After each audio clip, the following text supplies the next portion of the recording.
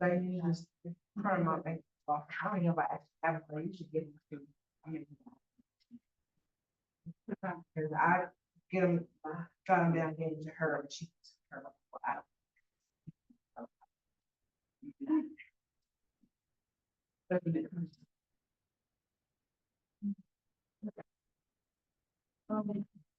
It was 5:31, so.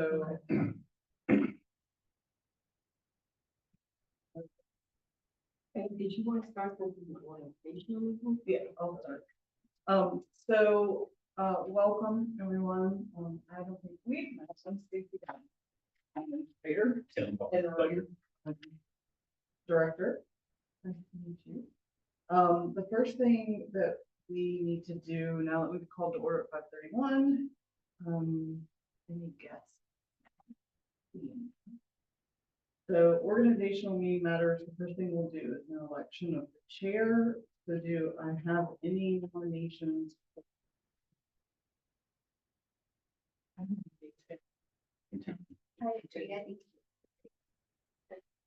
I have first and I have second. Spoke up second.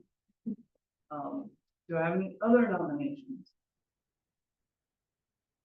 All right, if we could do a vote and each person needs to be called separately.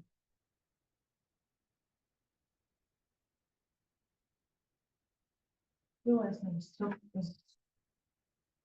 Sarah. I'm used to having, our nameplates. So,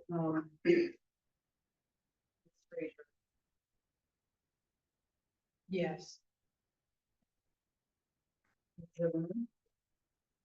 Yes. So unanimous. Now I will let the chair make a poll on the meeting. Our next item is election for vice chair. We have a nomination. Well, then I've nominated Candace to continue the role. okay. Second. Do we have a roll call on this?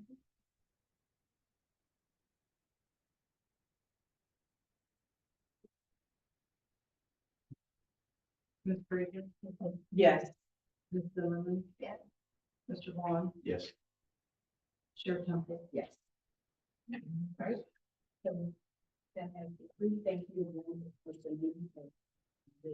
Serving that role, we really do appreciate it. All right, our next item is the adoption of a new release schedule. And as we think about this, and I know that we need to make sure it's a day that works for you and for us to be able to, you don't have to ruin this. So I know in the past you all have done the second Monday.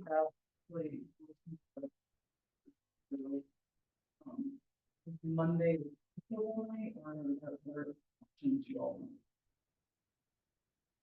I can be flexible. I know Candace has constraints for sure. I have constraints. I have lots of constraints. Is it Thursday? I know we were talking about this. Does Thursday work for you? Thursday work for me every Thursday, but the first Thursday does not work for me because our officers serve on the Parks and Recreation Commission. However, in April, will we meet again in April? When will we meet again? Every other month. Then I should be. Yeah, because I don't know. Every Thursday works for you. I think. Every Thursday, but the first Thursday works works for for you. me. And you're flexible. Thursday works the best for you. So like right now is the third Thursday of the month. Would that work for you? Is that important? The rest of it, that? Any Thursday is fine. Anything else?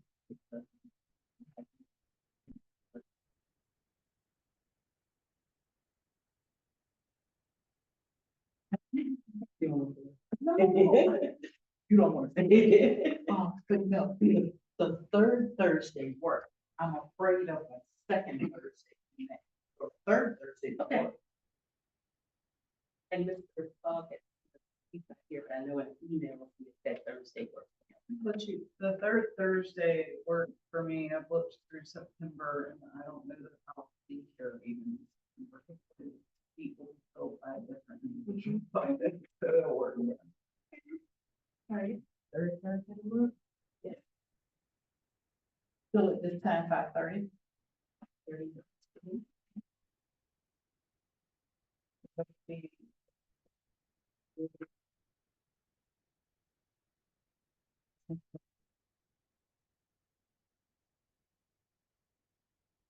Well, no, November.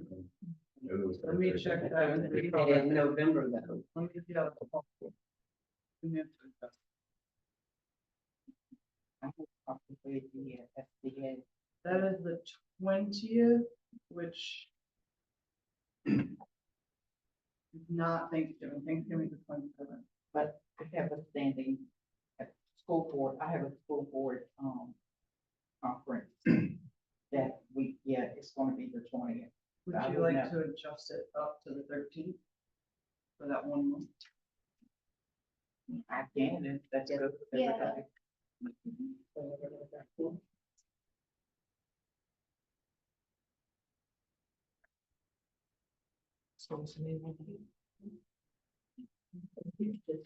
The dates.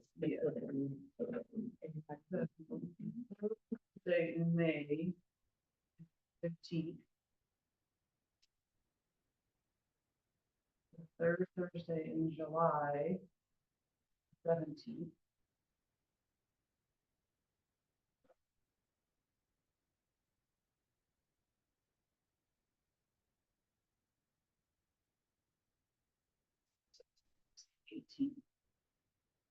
And then the third, and then we're adjusting to the second in November, which is the 13th. Motion to adopt that meeting schedule. Do we want to adjust, the 18th? As long as you're able to maintain a quorum. I think we were okay with that. Well, We can adjust it. Because I won't be back. You will be back. Right, so we can adjust it. To the 25th, July, that issue for him, right? July. You have a 17th. Does not work, but if we go to the 24th.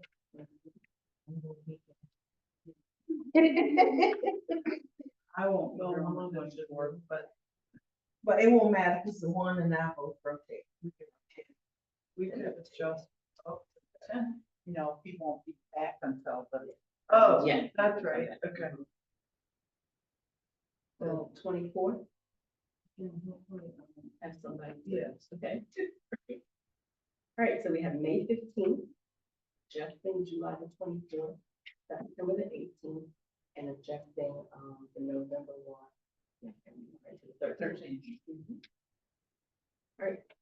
Sounds good. All right, so back to the motion. A second. Well, motion is second. Yeah. Any nays? All right, no nays, we will. Okay, so the next item is adoption of bylaws, and we were thinking, we don't.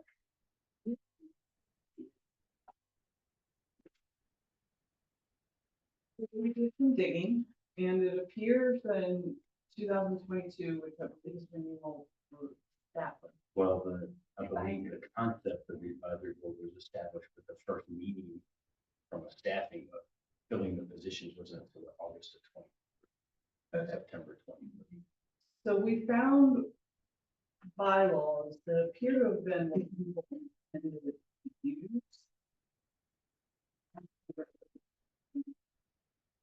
I provided them to the county attorney to review and make sure everything issued. I think maybe we want to push some issue to that committee. And when you get those, can they be sent to us, or we can put it in review Then them? we'll be ready to, Yes, once they've been approved by the attorney, I'll make sure that all the dates are corrected and these are bylaws for an advisory board, not for the other. correct. Okay. Yes. Because Krista and I both looked at them. That work? Thank you for checking into that. All right, our next item is public comments. So at this time, we will open it up for public comment. I don't see anybody, so since we don't see anybody, we'll. Do we have any? And we'll go ahead and close the public comment period. All right, the next item is approval of minutes. So I guess the first question is, do you need? So I have not been able to secure a copy, but I believe Ms. Carrie thinks that she may I be. may have them, I usually take them, but I always give them to Amanda. And she takes them and she puts her report together for my minutes, but she never gives them back to me, so. I'm gonna try to see that I make a copy and keep a copy for myself, so I'm gonna look and see. And if I did, they are in another folder, but they're not with me. Okay. Or I will look and see. I did have, the state, so. Because I'm not technically a state employee, they will not give me access to state computer system. However, they allowed a member of the central region staff access to Amanda's, I guess, saved server document. And they searched, and they could not find them. So we're hoping that Ms. Carrie can find them, because otherwise we don't really know where. If we could have, or maybe you come over to watch access, I know when they are giving, they're not uploaded. She had a notebook like this. And it's put in that notebook, when I've seen her pull it out, when we get the stuff together, it's in the drawer. So I don't know if everything's taken, but they go in the notebook. I will come over there and see if we can start service. Okay. So we'll just wait to see what you all come up with. And we'll address that. All right, and so we're moving on to our next item, which is our statistical and budget reports. So we have listed finance by Wanda Ambrose, benefits by Candace Perry, and service report by Stacey Davenport. So if we could go in that order. And I know Ms. Ambrose is not here today, but if we have support, much favor. That's He didn't, it's the new reporting, you know, within my. and if it's possible, she does have more to be sent by email. We can let her know. Thank you. And before the meeting is over, if we can get, so because everybody doesn't have the access, to it, so we could get you guys, that, We have one here. okay, perfect. If you'd like, Can I see that? Because I think that's got my. We had two for you too.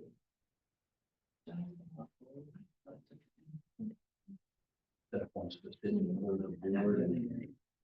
We're writing. They wouldn't have been in the room though. They would yeah, have we been would have met in that building. State employee and like that. That probably would. Let's get sure we have your writing on this. We assumed based on your meeting schedule, but it did. We just did this because we have. The December meetings, we canceled February. Yeah, so that's why I did it now, but then there was a meeting that was canceled. And then we never. You were never able to- met no more. No, we met. It would have been in October. You weren't here because. I had you had had surgery. Yeah, but I On the know we day. met, 'cause I have. Yeah, that's what I'm saying, that's the last time we met. October. But we missed. Yeah, we met in December, so let's.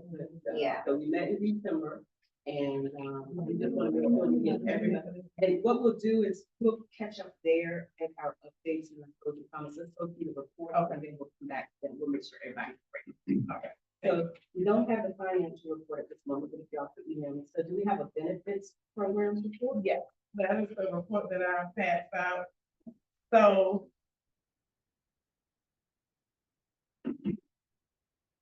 So,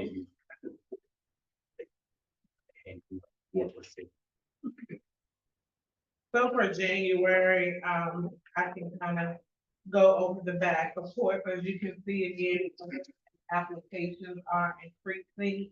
I kind of did put January and February together, so I'll go over the January report. As of right now, energy share balance as of what we know is the $4,535.69.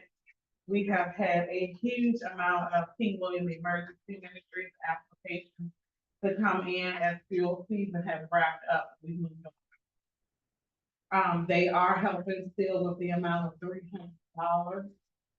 They will go over a little bit as of our last meeting we had with them.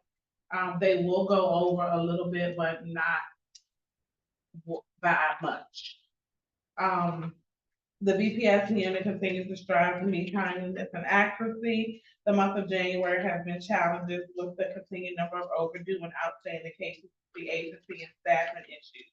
There are only 3 BPS workers with experience in program and processing knowledge. Whitney is still in training in her program area. She also processes our PIP caseload and the SNAP interim. As the smallest case, if that is the smallest caseload in the agency. As for the month of January, we still have a large number of Medicaid appeals due to the PHE unwinded, which is the public health emergency. Closing clients from not returning renewals as of renewals have not been required since 2020. In addition, the complaints have been passed now from the state and home office. Those complaints are reported to the state home office by the commissioner's office and the governor's office, which have all been valid. The complaints were due to the continued amount of backlog prior to the supervisor, prior to the current supervisor's leadership in the agency, and not having enough workers in the office with experience to process cases in a timely manner. The 3 workers together processed over 200 cases per month, totaling over 600 cases. We are in desperate need of experienced workers here in the agency. Our emergency workers are still with us. They process about 35 to 50 cases per month with only 25 hours per week. We're still coming up with ways to tackle the backlog so that we do not continue.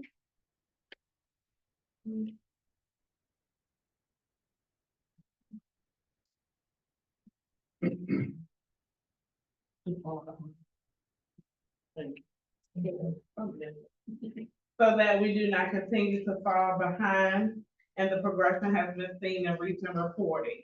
However, progression is not seen with the abstract report of timeliness of expedited cases, and those are cases that you have a 7-day turnaround with only 3 workers and getting those in. We're not meeting, and that means they have to leave our agency with a vault card that day. So if there's no front desk staff in the agency to give out the EBT card, because the benefit workers cannot. So that's a client without a card that day. So in the month of January, significant changes occurred within the agency. With the changes, there were some setbacks within the unit. Energy assistance for fuel processing took a huge hit, resulting in $2,524.10 of local only funds Errors were due to admin staff being shorthanded, so paperwork was missing and the energy worker was not processing the case. The errors were discovered by citizens and the emergency worker report. Supervisor took over the program once discovered and the worker was terminated. The benefits unit is also pitching in, assisting the front desk as they are short-staffed as well. The phone calls are in the thousands each day. We pulled the report, and I think one day was like 3. So we have been keeping track of calls and voicemails, and our voicemails is our full backload of this each day. 60 voicemails allowed on your phone. So this month, Candace, Crystal, and Michelle processed 510 cases, which we averaged about, for 3 workers, averaged about 170 cases. So that is the January. So many questions there, before she goes on, we'll let you do February, or we'll come back. To February. So I have reached out to, I'll go to the, King William Emergency Ministries. Again, they're still providing help. I've reached out to Maryland with Energy Share at Dominion to make sure that this is the correct balance, because the worker did not keep track of the balance, and also put pledges on accounts with Dominion that were falsified pledges. So I'm working with her to see what we're doing, what's the status of that, but she's gathering the records and information for me in regard. So February is Benefits Appreciation Month, with the month of, Benefits Appreciation Month is the month of February statewide. This year was the first time benefits unit was recognized during the actual month of February of 2018. BPS Supervisor Candace Carey, along with the assistance of the County Administrator Stacey Davenport, recognized the BPS workers this month. We had a guest speaker from our newest outreach resource called the Community Brain Injury Center. They explained their program for our area, the services they offer, and how to make referrals. They offer tips and ways on how to interact and identify clients who may have suffered a brain injury. In addition, Neani Heath, the Medicaid state consultant, was also present to do a Medicaid training for the union. She presented a special gift on behalf of the agency for her hard work and dedication she has shown the agency in several program areas outside of her skill one, which is Medicaid. The Appreciation Day was catered by our very own Victoria Carey, VIP Catering Services. Gifts and food were purchased by the county. So we really want to thank Stacey for jumping in and helping us out to make our benefit workers feel appreciated. A new tradition was started by Supervisor Candace Carey called the Difference Maker Award. And Michelle can pass it around. The Difference Maker Award will be presented yearly to a BPS worker that exemplifies the following characteristics. A very special person who changes lives daily, an ordinary person who accomplished extraordinary things by inspiring others to be the best they can be, someone who makes the impossible possible and the difficult easy by modeling passion, wisdom, and goodness and joy. This year's recipient was Miss Michelle Hunt, so that's why I brought her to the meeting today. And we look forward to seeing who next year's recipient will be. There's some pictures of the food and the presentations. We really had a good time. We shared some tears. We had some laughter. It was very great. I got her to bring her forward and put everything the name.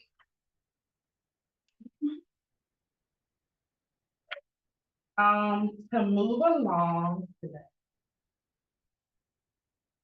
To move along, in other news, the benefit unit remains with 3 vacancies. We have lost 2 staff, Ms. Joanne Radcliffe and Philip McAbee.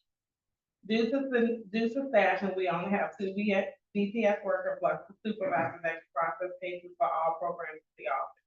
The energy assistant caseload is processed by the supervisor currently. Michelle and Candace are the only seasoned workers whom at this time can process complex and specialty programs such as TANF, 4E, AG, ABD, child. These cases can take several hours of processing as they are more challenging. Whitney, of course, I said earlier, is still in training. The emergency workers have the largest caseload for their alphabet A through H, with the emergency workers only having a limited time of day each evening, as the system is only up till 9 p.m. At night. They face challenges as well. In some cases, the emergency workers work on the weekend, and there are some weekends that the DHCMS case system goes down that prevents them from working on cases of the system. So on those days, they call client back, check emails, work on items that can be done outside of the system.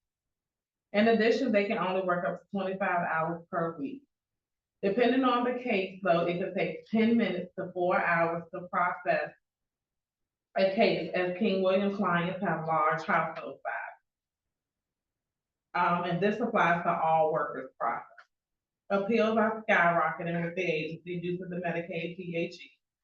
Currently, Michelle and Candace are the only workers responding to the appeals, getting them together, and we both tag team on the appeal hearing.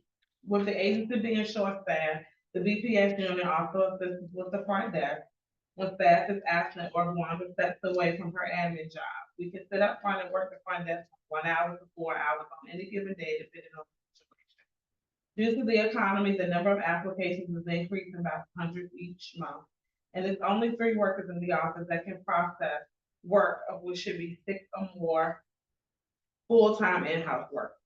We have gotten a lot better with the numbers than we were, because several months ago, we sat at 20 or more cases out of compliance.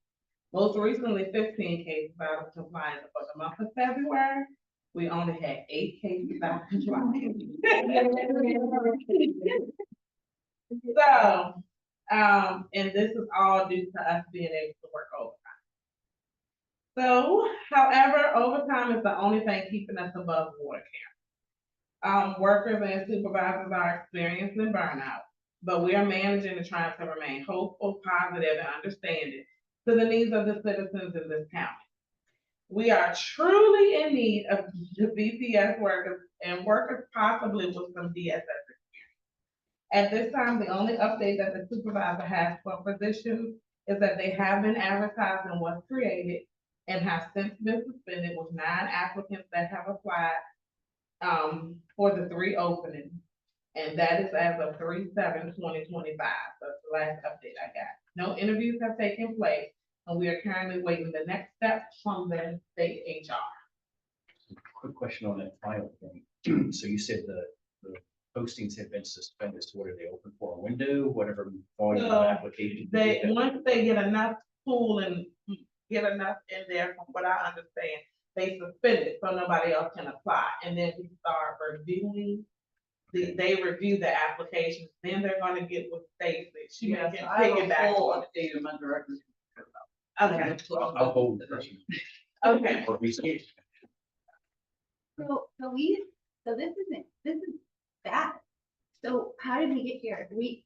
For almost a year, like coming to these meetings, we were hearing like, everything was doing pretty okay. Everything was doing pretty okay, and there was struggle. I remember Percy, our former county administrator, said, we're surviving. They're surviving. No one should ever discuss me surviving.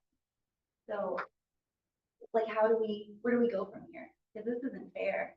It's like we're not holding people here. You know, people come and go from these jobs. I don't understand, like, how, like, I'm feeling defeated for you. Like, I don't know how we can make this better. So I'm thinking in the past. So I started as supervisor. I started here March 18th, 2020. I was a self-sufficiency worker at the time. I think it's just with leadership, the Right. way that it went in the past.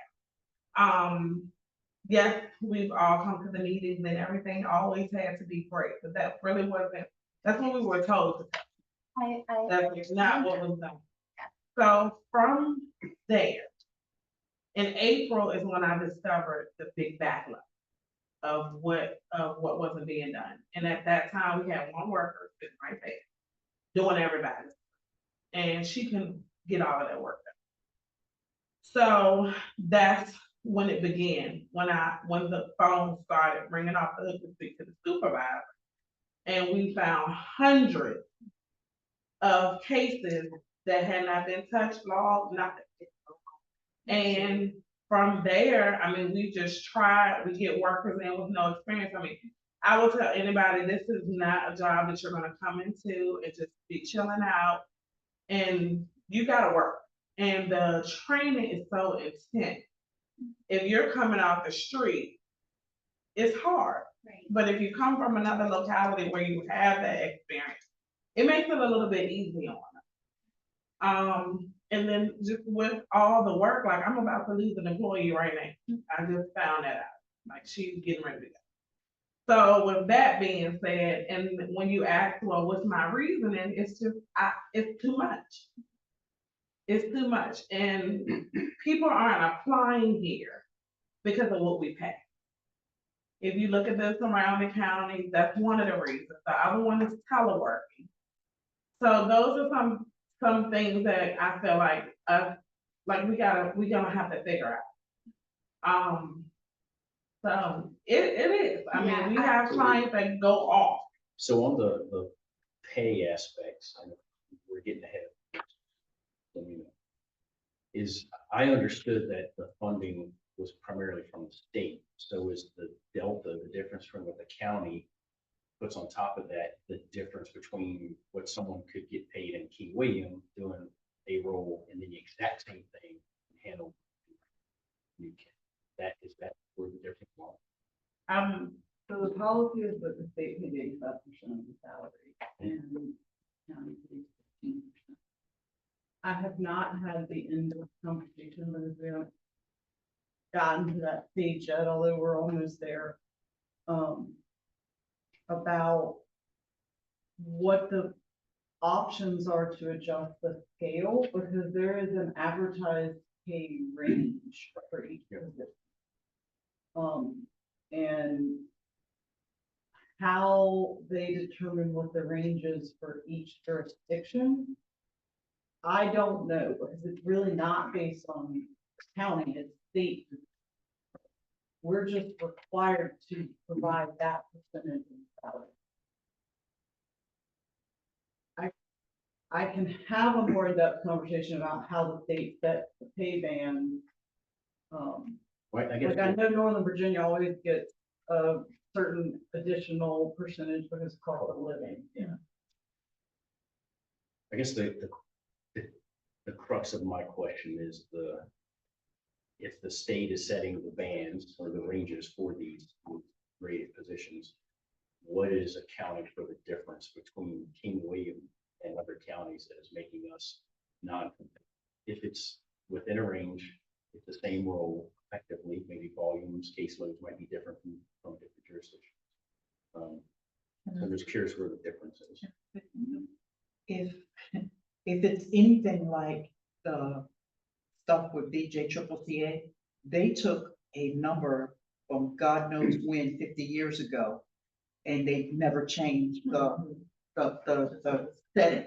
They just stuck there, and they tell us that they can't change that number, that whatever. And so there are people that are constantly fighting to change the number, to bring the numbers up, because they're stuck there. But is that across state, or that's where I'm curious, because everything is the same state level, but we're losing out somehow to other counties. What accounts for the difference? Sounds like maybe it's a couple of things. I know, like with us, what happened was it was what King William County, New Kent County, because those are the counties that I work with, King William County, New Kent County, Charles City, Middlesex, and King and Queen spent on a particular service or particular services back in 1990 something. And they just have not changed. Whereas the difference in in the Yorktown areas, Yorktown, Williamsburg, Gloucester, those areas spent more money than what our areas spent in those years. So they get more money. They get a lot more money than I get in my area. And I bet you it's something like that, some stupid funding. Well, some of it, I was just making sure I was right about this, but I believe they get county benefits. So there could be some people that compare the difference in what the benefits be if I broke the Hannaford. Came from him to King. And I can tell you what I make now as a supervisor, I made as a BPS too. In Hanover County, but the difference is we're a deviating agent. They're non-deviating, so they run everything through the county benefits, county HR, county everything. Backwards. No, so I'm non-DBA. Yeah, we're Okay, yeah, non-DBA. we're non-DBA, but I was like, it's one or the other. And so versus, that's what, so the county sets the payroll, they get those county raises when they get them. I know that's how it was there, and it still is that way there. Versus, yeah. And then, yeah, so. But even if like, you know, we were able to like increase the salary, Or raises or just something. something, you know, under these circumstances. Who's gonna, how long are you gonna be here? You know, I mean, I don't mean to put you on the spot, like, but this is what happens, like, vicious cycle that goes on and on and on, and there's a theme of it. There's a theme of it here. I don't know how many of your patients I've met here. I can't really get to know, I mean. One more But, day. I mean, what's in the water? Aren't wanting to come here, okay, let's talk all day long, but what else is it? So I feel very. The caseload is not big. When I took on this job leaving, that is one of the perks that I had because of the case. Oh, I get to get some relief. So yeah, I was fine taking a $7,000 pay cut to come here because of the caseload side. Yeah. However, what we got going on now, our caseloads are bigger than what you would have in Hanover or what you would have in those more larger agencies. If we could get back to that, then compensation may be okay. But I don't see with the economy the way it is since COVID, it's just, it's the need of people. Like this week, guys, we had about 23 people. They don't have no lights, no oil, no any of those things. So it's just, and then with the new cuts and people losing their jobs with the federal government, it's just the need it's big. So we need more, like we need more people. I even talked to HR about lateral moves.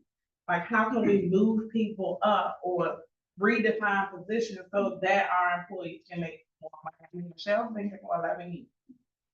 And I mean, she can tell you the pay, like. Is the staffing formulaic as far as if you have X volume of cases in this category, does that inform what the staffing should be for an agency of this size? Yes. So is the current org structure with however many open positions there are, is that appropriate for the volume of cases that you have over the last 3 months, 6 months, 12 months, whatever? No. So even if the head count was filled, it would still be We insufficient. would still need our emergency workers or part. On the So top. we don't have enough officers. Or are there blowout spaces in the other building, which I guess you gotta be careful with that because of some of the constraints around. how you Yeah. operate. Cause it's a state, so that's the state's building. So I was once told, well, why can't we get more employees? We don't have enough office for more employees. So I don't know if we could do, we don't. I mean, I believe you don't have. Yeah, we don't have spaces, so we have to stay within that amount of employment where we did work. That doesn't sound right. So that topic came up when it came to budget. There was a suggestion to renovate conference rooms to all expand. And then mentioned in the draft budget that was presented to me by Ms. Tevis while she was still here was an IRS regulation that required that all DSS workers have a separate workstation and not share. So I questioned that with the state to see if it was valid, and the information I received back from the state was that there's now fight going on between Commonwealth of Virginia and the federal government about whether or not they can implement that regulation. And so it's not going into effect this year, but they can't tell me that it won't go into effect, so it doesn't make sense to invest in. Yeah. And wherever she is, they've gotta have the separate computer stuff, right? Because they're state computers, not Yeah. our, Which is why I'm not allowed to have access, because Right. I haven't gone through all. because the- remember, you were here last year, because I work in a building where half of my building is a state and the other half of us are county employees. We were on and had access to state computers and state whatever, they kicked us off. So when the state kicked us off, then they had to come in and put in the equipment and whatever to give us county access. So I know we've spoken about the 85% state, 15% county, local. Is there a way to offer any type of sign-on bonuses? To try to get employees? I mean, I know that, the salary, but just something that if we're saying that. It's a one-time. It's a one-time, I mean, I know we had to do in the education field, but funding was made available, but is there something we can look into or talk about? I know budget is already here, but just trying to think of how else to get people to want to come. I mean, we've been talking about this since like the year we've been on the board. Year and a half. this whole time, we were gonna do all these things to kind of just like, bring recognition to the fact that there's a need. And this county is the only county with a need, like every social services, nursing, mental health, it's short staffed because there's more of a need for those things. And there's not a lot of people who are interested in those fields anymore. So, the need is growing and the profession is dwindling down. But Amy talked about having like house for 2 million, social services, that was like where's that? We never even did that because of the budget was an issue, so we had to table everything. I mean, not that that's gonna solve the problem, but I just think we need to this needs to get figured out. I mean, the people that are here, we're gonna lose. I can see the look on your But face, she's- like, She's gonna lose another employee Right. now, Friday. which will bring Tomorrow, I know. which will bring her back down to 2 people, her and Michelle. and then when you're at county, you're not meeting numbers are, what then what? So I mean, this is a big And we were problem. kind of told, like, if you don't get it together, we'll told. Yeah. If we don't get it together, our agency could be taken over, and I'm like, so I'm gonna lose my job because I don't have a lot of that. Yeah, it's kind of not fair, right? What else described to me? Meetings.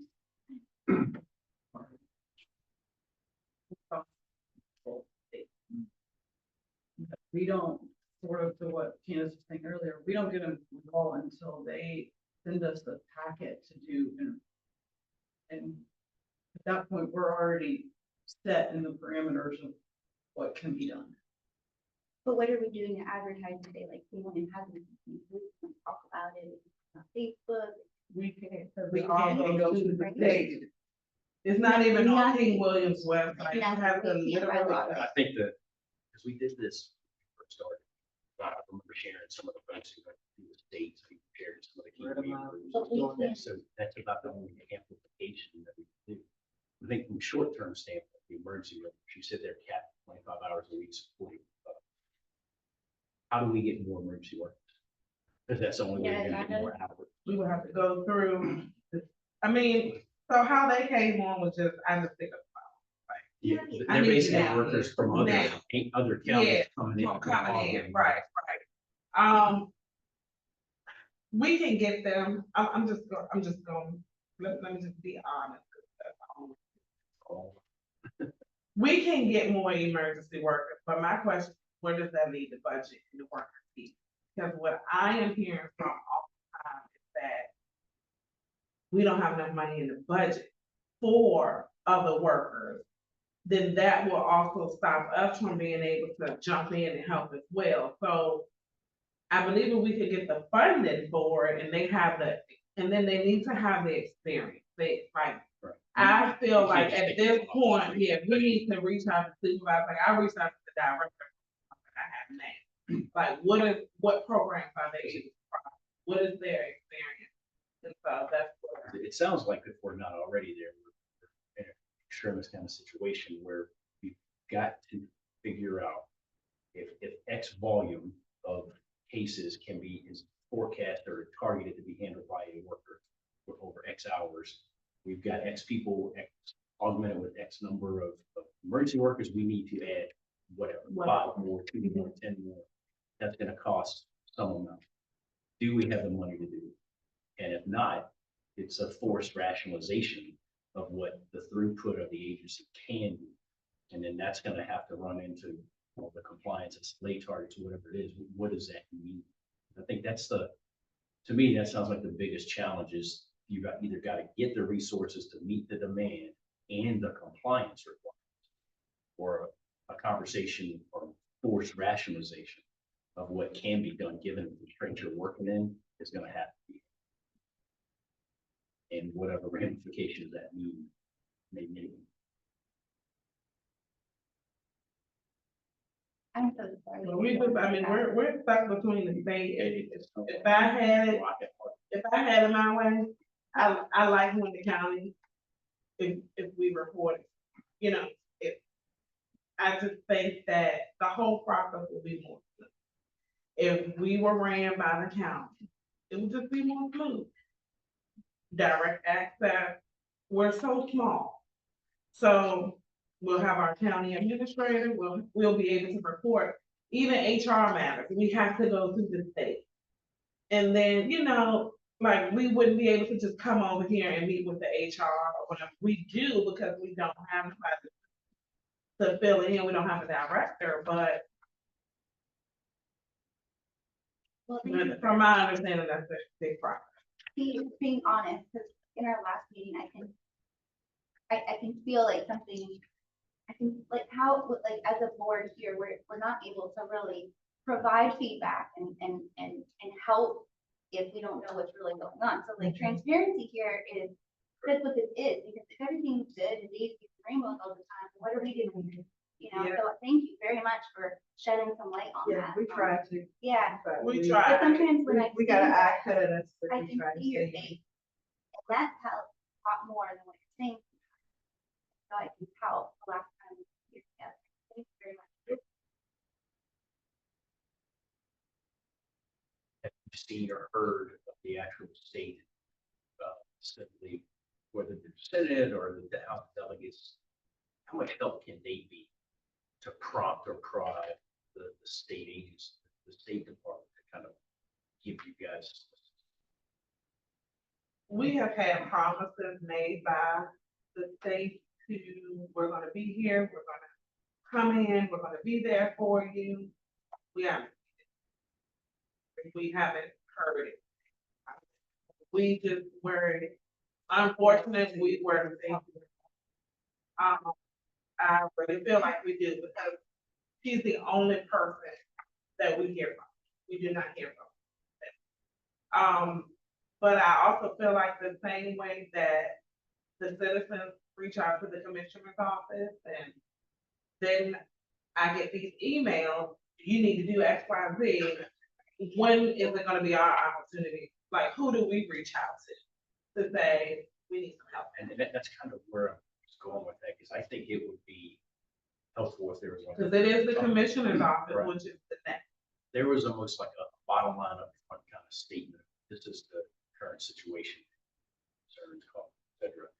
Then you as the administrator, push that up whatever channel you can, and then we get our supervisors, get our House of Delegates member of the state senate, whoever else, who can maybe squeaky wheel get it free. What kind of support provided now? I'm not sure what they could do. To feel like they're, yeah. I have not met them. I would love to get the opportunity to meet them. Yeah, we haven't actually had it. But I'm sure they are aware because I'm sure citizens have been all over Facebook. We have to endure and read those comments about our agency. King William. Yeah, that's true too, but I know for a fact that supervisor there. Going on. I'm very sure. They'll tell us that they're reaching out to them to get us some help. And their concern is like, y'all need some help down there. And the process, once you have that, I know you're gonna get. We can move into that. We can hear what you think about the interviews or application that you receive, and we can kind of make that more. Yeah, so can I kind of blend? Okay. Right now, as bad as benefits, I think services is actually probably in a worse situation. April Perez is our only actual way that, and she is a fairly new employee. I signed an MOU with Caroline County in February. I don't remember the exact date, because we had some back and forth between our county attorney and Caroline County attorney before things were laid out where everybody wanted to sign. Caroline County has one of their, well, it's their assistant director providing supervision over our services section. And working closely with people to help screen cases and make sure that the right cases are screened out and correct ones are not screened out. And then give her some support in terms of how to handle these cases, which she is fairly new. Didn't you just, was she the, She's been here a year. She's been has it been a year? Okay, she's a year in January. Okay. In addition to that, April has had several visits from people in the central region. Come in. Policies, procedures. And just get her up to speed. Determine what things we're looking for.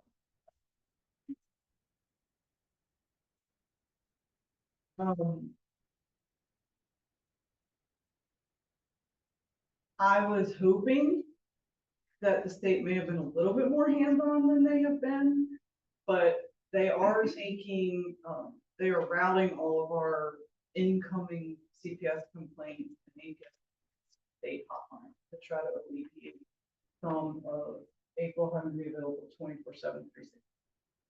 Because she's only one person. The sheriff's office is also aware that if they get anything coming through dispatch, send it. Unfortunately, we have had some pretty serious CPS issues come up. Caroline is assisting April in directing her on how to handle these. We did have one case that we actually had to have the city county step in. And they kind of took the case over. And now I think that that's worked itself through the court system to the point that handled that and it's taken care of. Additionally, we have 3 children in foster care that have been in foster care for some years. The hope and thought is that in the coming months they will be adopted.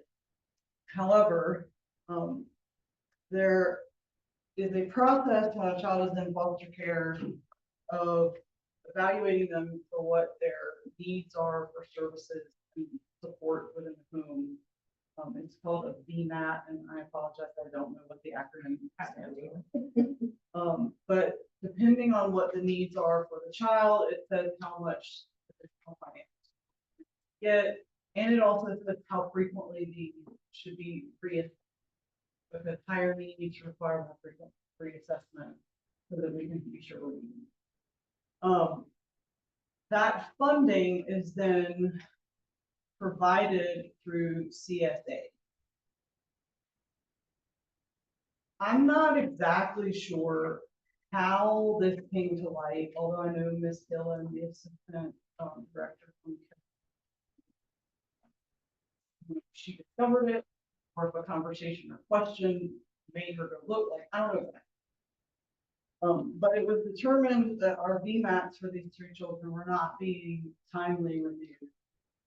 And as a result, we fell out of state compliance to qualify for state funding. And King William County now out of local funds owes the state over $85,000 because we were not eligible. when April was notified of that, she will be about immediately. I put on Porter and April in my office. And, we arranged for VMAX to be redone. I think they were done in less than 48 hours of that meeting. They have been completed. And effective April 1st, all 3 kids are now eligible for state funding again. But that doesn't get us out of the back pay review.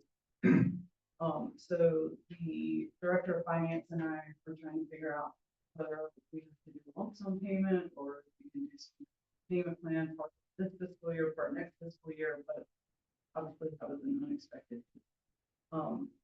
Ms. Dillon and someone from the state level have also assisted in educating Ms. Porter on how to track the ticklers for when these VMATs have to be redone. Because what he decided was that April, who was the worker, actually had no access to a system that told her what the renewal dates were. That was available to, at the time she was still here, Ms. Tevis and Ms. Porter, which I think is an unusual situation that the person responsible for doing the work has no access to the information of what it's doing, but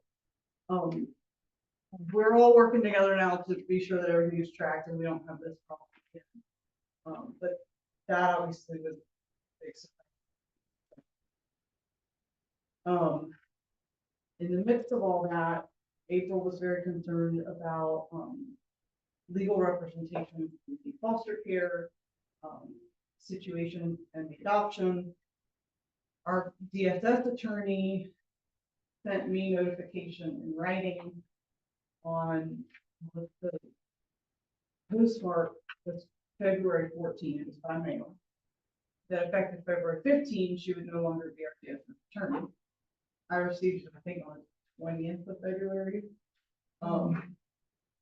Our county attorney, Mr. Flynn, assisted me in locating the new DSS attorney, and I have signed a contract with our new DSS attorney. His name is Michael Donner. He works with Oakington, Long, and Richmond, and has previously done DSS representation in county. How do we pay him? He is paid, well, our previous attorney was paid a flat monthly amount. He is gonna be submitting invoices. And As per needed. yeah, Okay. on our. I immediately connected him with our previous attorneys. He's already made. I actually emailed him today because Wanda reached out to me last week because Mr. Frazier from West Point School He's a troublemaker. asked for an updated DSS review. And because I didn't have access to the command records, I had to make certain records as well, thinking I could just change the date when updated. They couldn't find anything, so we reached back out to the school and said, "You just send us their most recent one and we'll retype it." That appears to have not been updated in. Excuse me. And King William School, so we take that.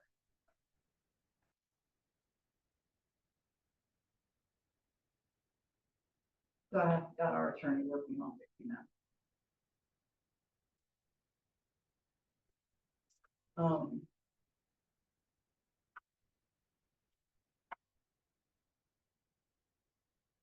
Well, these are opportunities for people to crash and burn or shine, you know, so, and learn. So I think there's some hard lessons being learned.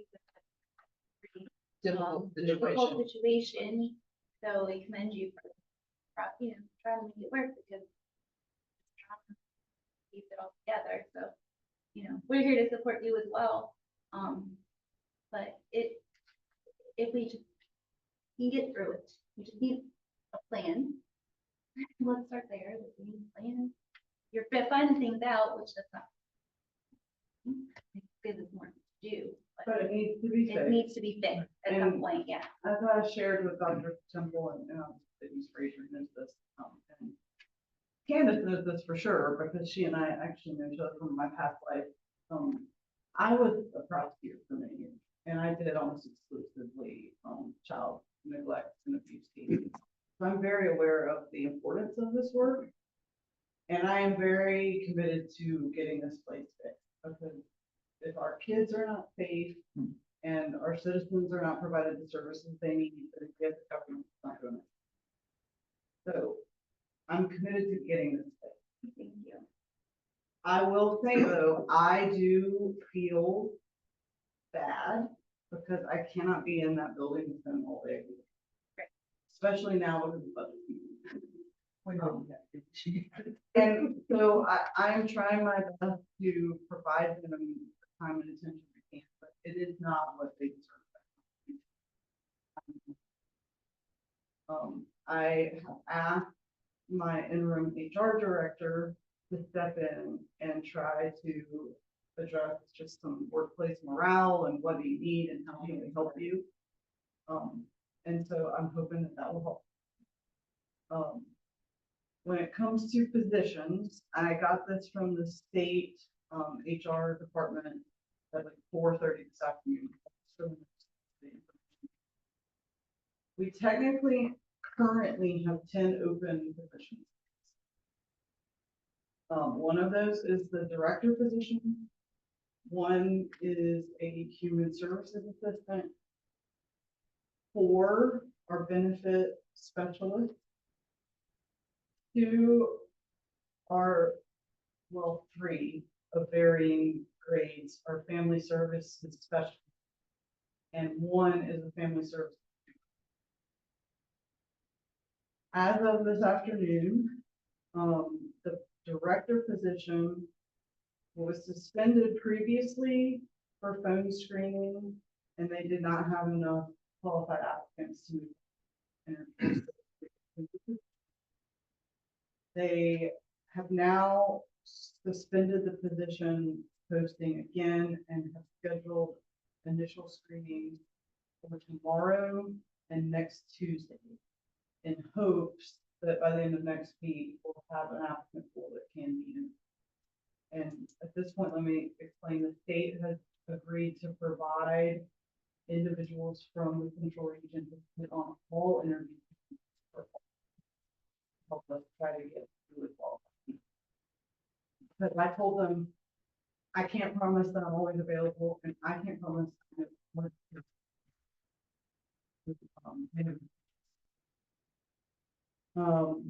the interviews have already been scheduled for the human services assistant. They are scheduled for the 27th. And if I remember correctly, I think there's 5 or 6 individuals that are being interviewed for that one.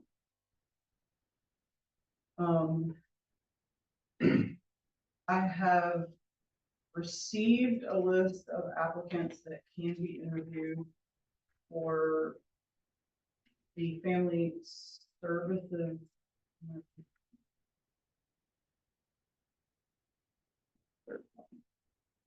No, for the benefits program specialist, there's 4 positions open, and I believe they determined that 9 of them. And then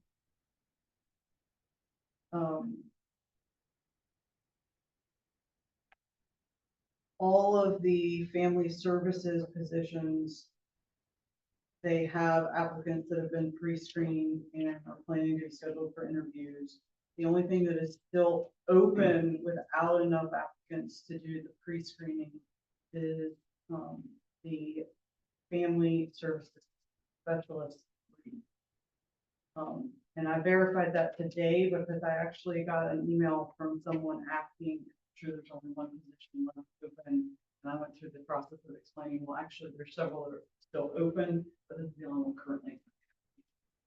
So we're moving along. I'm hopeful that we'll have most positions at least with offers extended sometime in the month of April. But it is very realistic that at least for the director position, even after the offer's extended, you're probably looking at a 30-day window before someone starts, just because usually at that level, you're gonna get.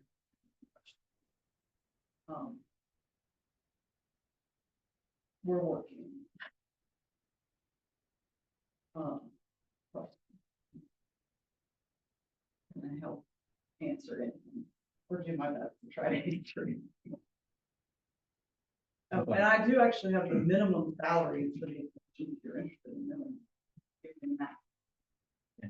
Actually, for me, the Mintermax is less relevant than how competitive. Because if you guys are behind the curve on these, and you like to think, when you show the range, people see that range and their eyes automatically go to the highest end. But regardless, you think that people wouldn't apply for it if that range wasn't what they were. I know when we hired El Tria, people always go to the top end. We hired the midpoint. So hopefully there'll be some success here, because it sounds like most of those positions have at least a viable pool that could fill them in the next month. With the overtime situation, look at my screen and I'm like. limit.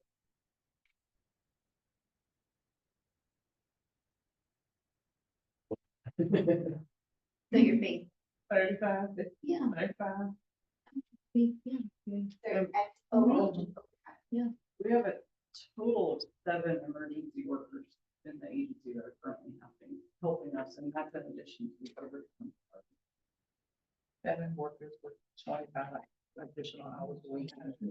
So I think BPS has, we have 2. We're trying to get a third, Okay. because it's the individual we know about today. Okay. Okay, so yeah, so we can get in touch with her. And then,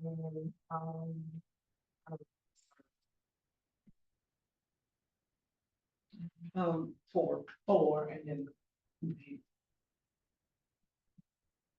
And the 4 is inclusive of who's basically serving as our supervisor. And we are paying Caroline County back essentially for her time.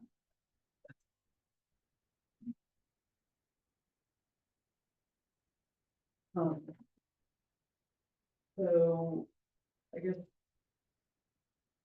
Do you all have any other questions about that? Or I'll answer them, but then there were 2 things that I actually wanted to bring to the table.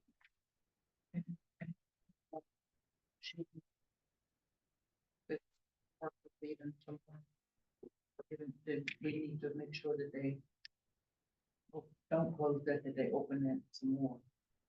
I'm hoping to get some things in place when she comes up with the next topic, Okay. or maybe it's on your agenda, because.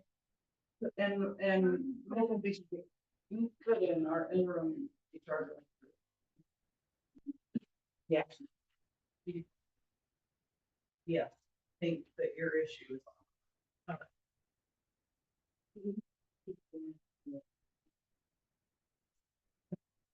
So there's 2 things that I wanted to talk about. I'm going to skip forward to the one that I think is of concern to this person, which is the remote work telework policy.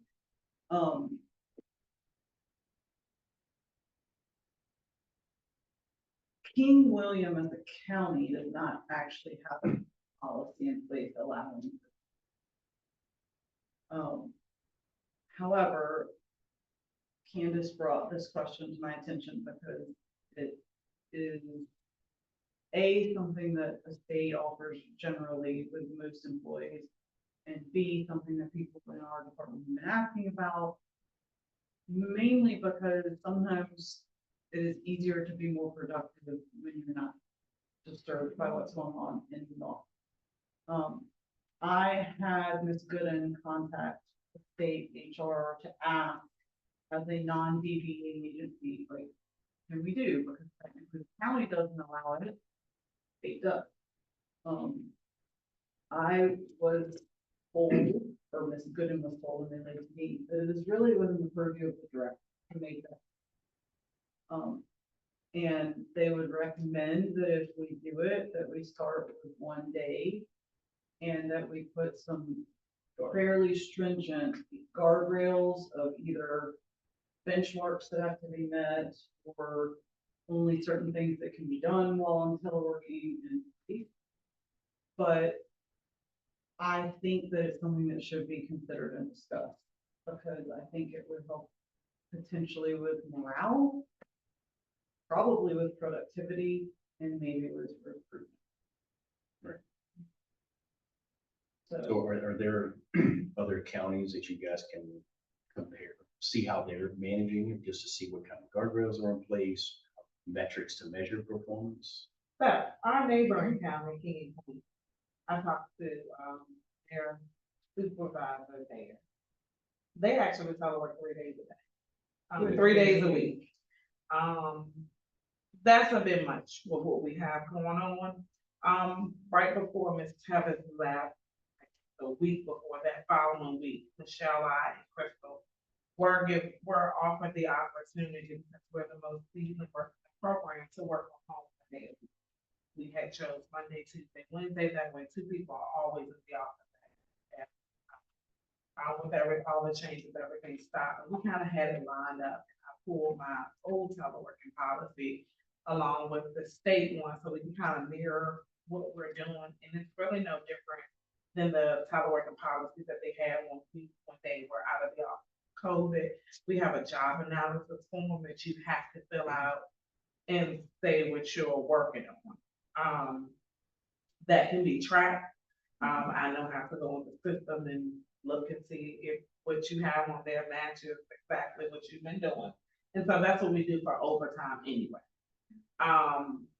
So that's kind of the basis, but I did talk to them to kind of see, and she was like, yeah, you're on the same page as what they are already doing.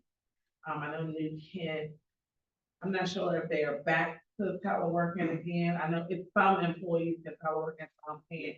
It always depends on your, I think a lot of the counties are, you have to be employed. And once you're employed in a year, or it's either a year if you're brand new, or that program knowledge. You have to have that program knowledge.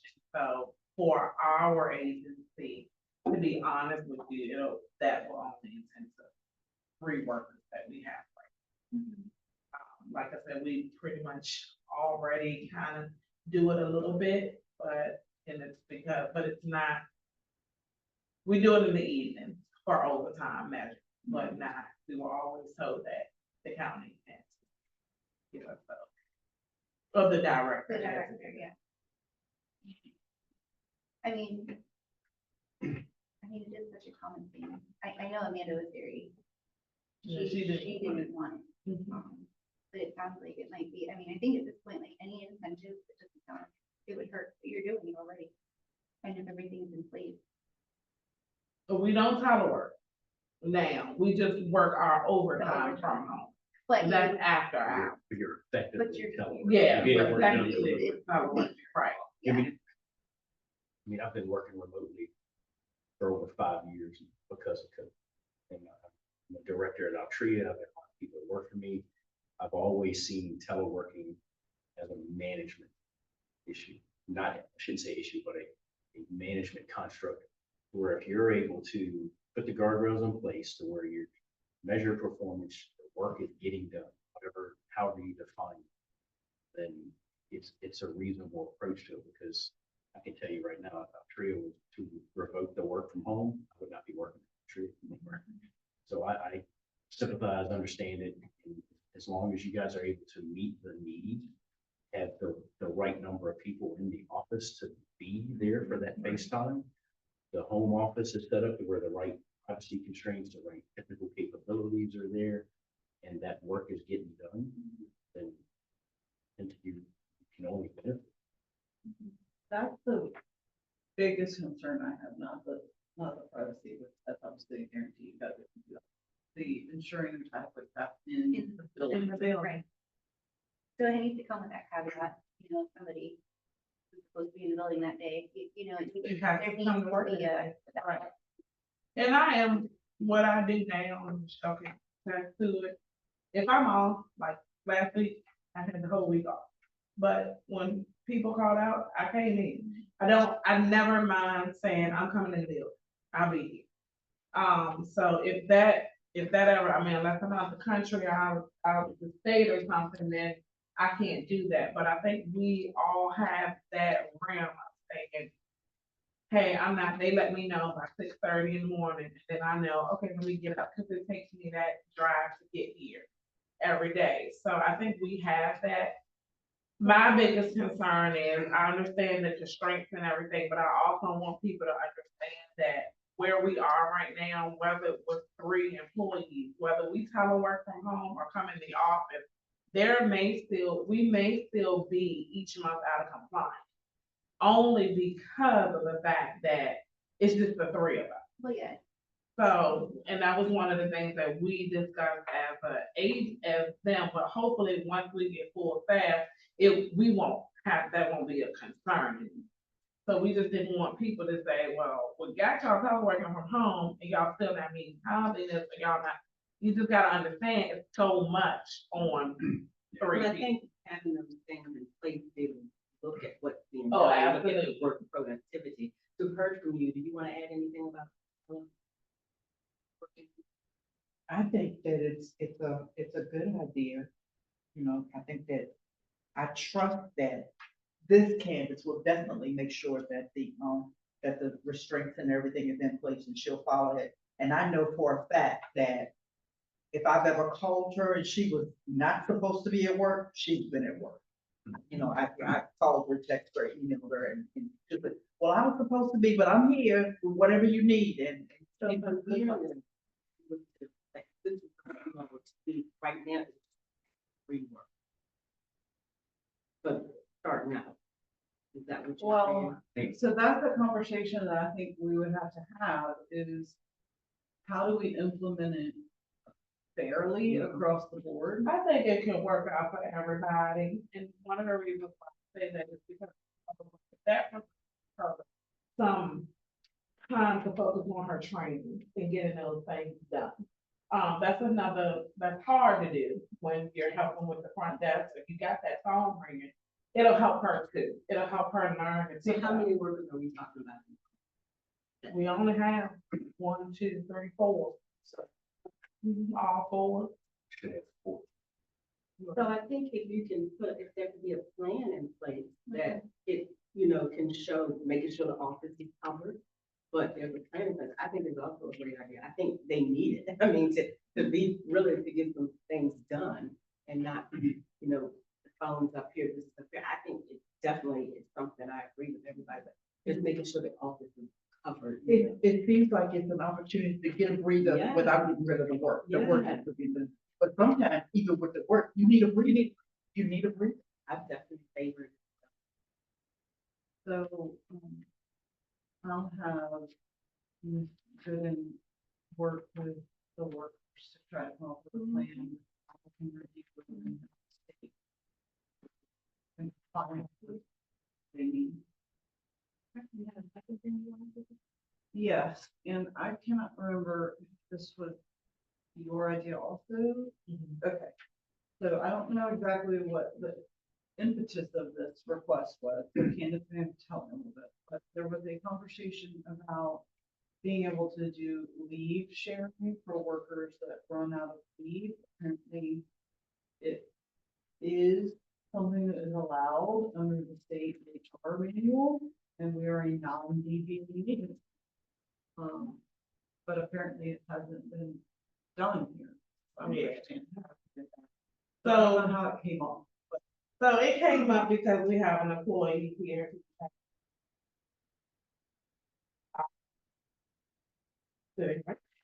What was lost today?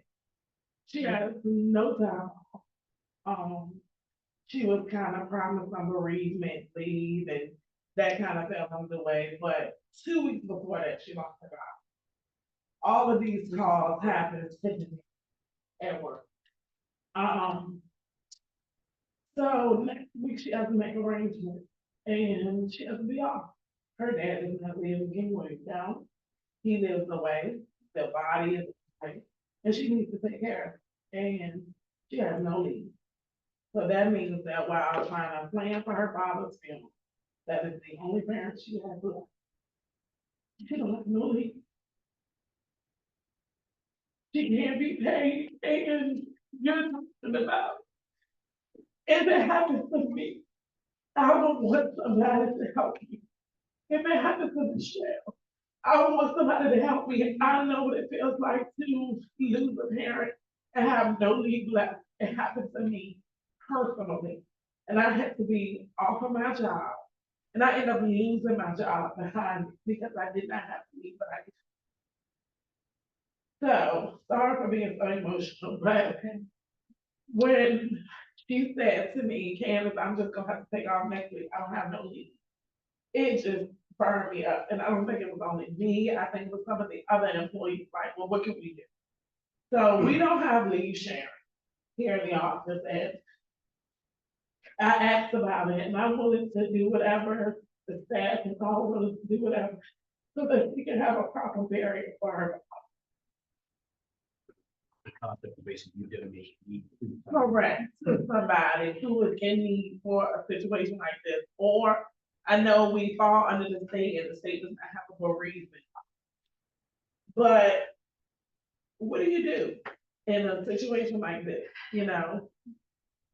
It's an immediate family member, you know, I can't see, you know, my cousin died or something like that, unless you're their caregiver, but a situation as such.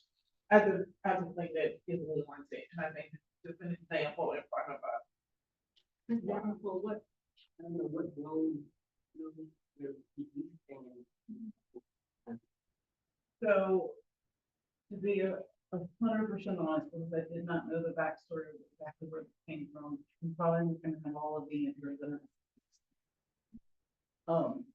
For instance, I don't know as a non-deviating agency, if we are required to offer this, or if they follow the county.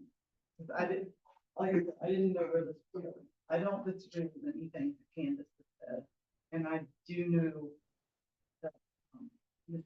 Carey has been through a lot, because I've been getting emails about it. I wasn't supposed to be here. I was gonna take off this week, because today has been a week though. I walked in my dad's room and found him in the bed. And I was gonna be here, and I decided, I told Candace I was coming in to keep my mind busy, so I wouldn't just sit there and do well, because I can't do anything until next week. And so I wrote, I don't know if you've seen my time sheet, but I wrote a note saying that requesting time off without leave without pay, because I don't have it, due to the untimely death of my father. Well, And I haven't seen it, but I'm gonna tell you this. Regardless of what we figure out on the table, take care of you. Okay, thank you, I appreciate it. we'll figure the rest of it out. But it's not. Don't just show up. I mean, I took 3 days, but just right here, I just couldn't deal. I just lost my aunt two weeks prior.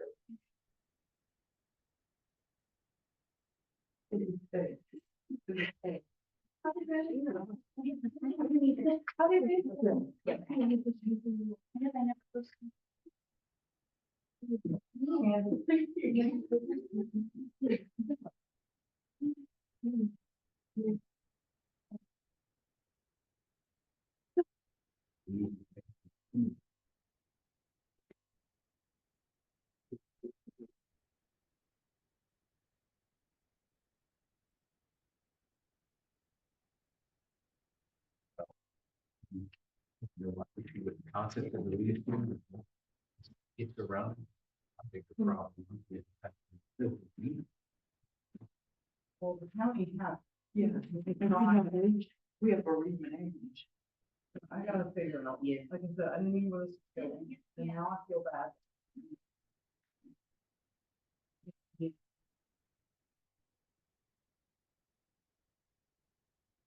Um,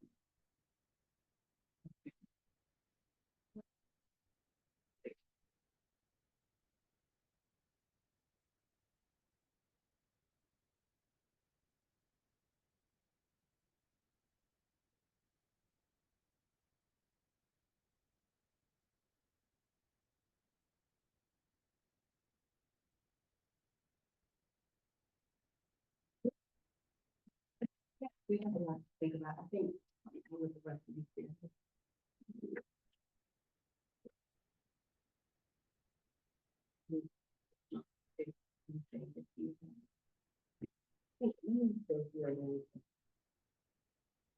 I think as I sit back and kind of reflect on everything, and looking at everything that's been said,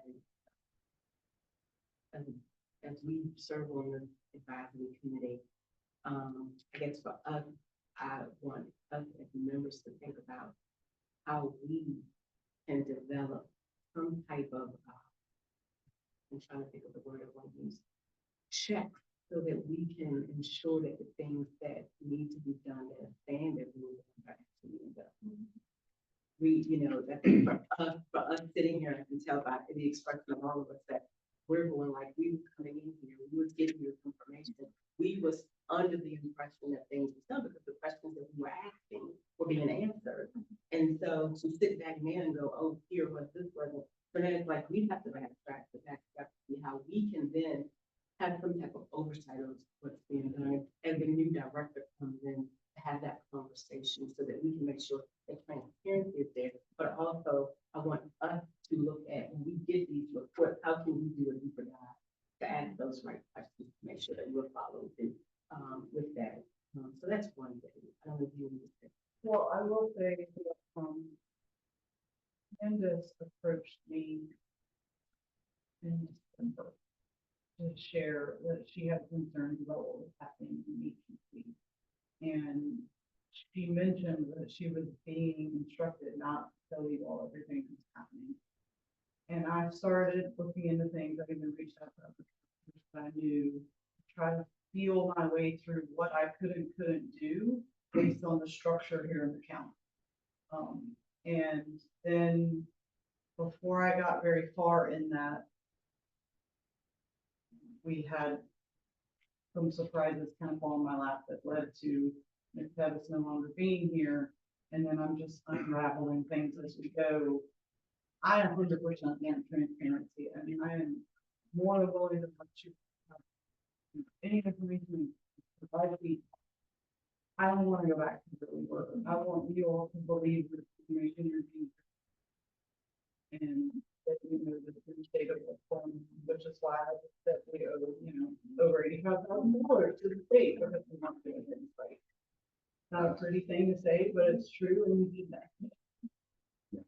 I agree with you. What I wrote about was, once we get past personnel issues, hopefully within the next month, then start looking at metrics, specific outcome driven metrics, specifically SLAs, because if there are things that have a 7-day window which have to be done, that the data that will help inform transparency and trending. And I think that we're the agency as a whole too, because if we're reading those things as well. And I know someone may look at it, oh, well, this is more work, but this is more work that's making the agency itself stay in compliance, then it's more work that's necessary. So that you can have your eyes and have that, opportunity to say, okay, we look like we're running behind us and stuff, and this gives us a chance to You see the trend starting to ugly and Maybe we can look at the other deployment. So how many staff are they supposed to, do we need to start asking somebody to put that staff number, open those back up? But do they have to be a state agency, a state run? Because I didn't think they were. I don't think they were originally. They're a non-PPA agency now. I don't know they weren't before. I don't know. The years ago. big question. What are the pros and cons? What benefits the town is getting? I know that it was that long ago. I don't think it was that long ago. I think that's such a big deal. So Michelle's been here for 11 years. Why it changed? I honestly don't. I know when Ann Mitchell was director, we did everything, the county. We were strictly county. Yeah, Yeah. and you get- And then when the next director came in, for that little bit of period of time, it was kind of really. And I think in the back of Yeah, it's like, here we go. Yeah. It was like 20. She wasn't here long at all. I remember. Yeah. I mean, that was one of the questions. You know, that to me, bears looking into, because, I mean, is it really of benefit to them? Yeah.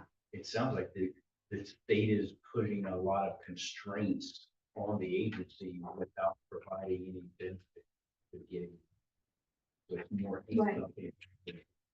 I do have been very difficult with some HR issues. Oh, yeah. Because I've had to schedule appointments to meet with HR at state level.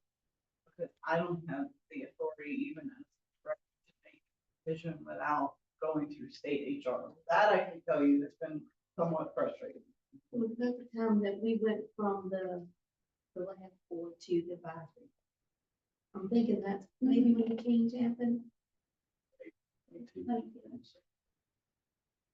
Well, I'll investigating that of my list. Okay. Do you have anything else you want? I think that was my biggest question.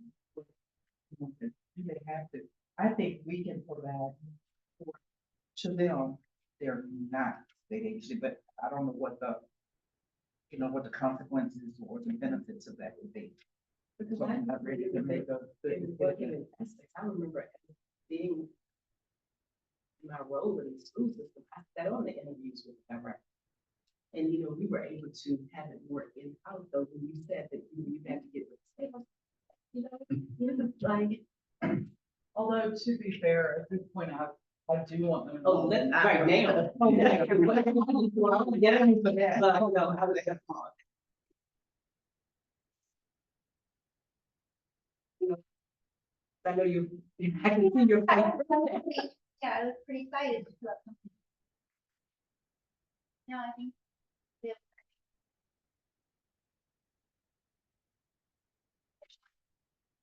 Better. I don't know what. Yeah, I feel that way too. You know, I think I shared that with Candace in our conversation last week. I told her to, you know, for me, you know, I'm next door to her Monday through Friday. And I told her, even if you just needed to yell, just tell me to meet you outside and you can yell at me and I'll take it and, you know, we can go on back to work. But, you know, sometimes that little bit of relief helps somebody. If there's anything that we can do to help with some of these issues that you guys are struggling with, just let us know. Supervisor, or delegate, or senator, whatever the case may be, I And I think that can kick shit. I think even that, maybe after we get, with this stuff, we might want to just draft a letter in general. As a board, to start working on that. draft a letter to the commissioner, you know, that these are concerns that, you know, we just as an advisory board, we want to help our department. So I had a team's conversation. I did see with, someone from the commissioner's office back to the deputy back in January. I do not object at all to the letter being written. I would just ask that if it is clear that you all were not giving information, that you maybe let them know that things were not being shared. And that you're being now told that it was because you were being, yeah. Because I think that would help them understand it's not the workers not wanting to do it, that if we weren't told, if you've been a workplace environment problem and that we're making an effort.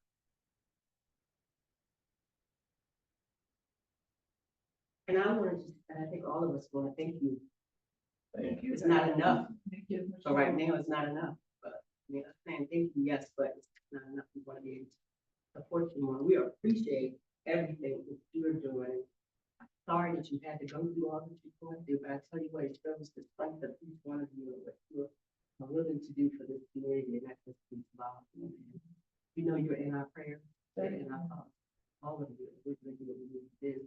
And so tomorrow, what I want to do is invite all of you with lunch on me. I will call one of you, and wherever you want to order from, just let me know and I'll take care of it. And just to show you all that we appreciate you. Thank you. Maybe we have, they have some time to eat lunch, but you can take it home or do something like that, but. You know, I think the staff would love it because they all say like, Stacy can't help us all the time because she's so busy, and we understand that. And we know with Um, HR. they And we can't know fix that something. HR, they can't do with someone, like I've explained that. Now that I'm kind of learning how it works. But I think that they would appreciate that, they would appreciate it a lot. And that's another thing, like we had benefits. This month is for Mom, and it's just thankful. Anna's not talked about doing something, But just say, yeah, yeah. yeah.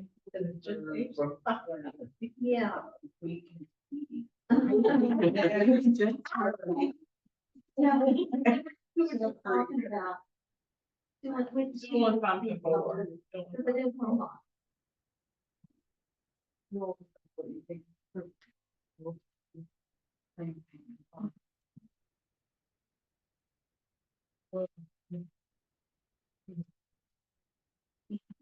Can we take each and every one of you to take one time on a few minutes, the long day for everybody, but I think this is a great conversation. Those conversations are needed. We want to thank you for coming in and stepping into this and just being transparent with us. And I know this is a big role and everything else you have going on, but just setting aside that time and even you today. I know we were having emails back and forth, but I'm appreciative to you and what's wrong, but for making sure that this was great today and that everything. Thank you all for that. Our next meeting again is scheduled for May 15th.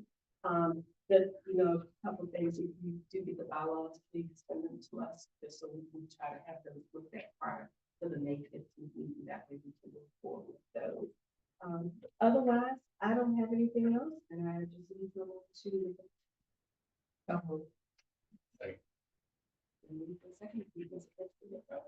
Thank you all. Thank you.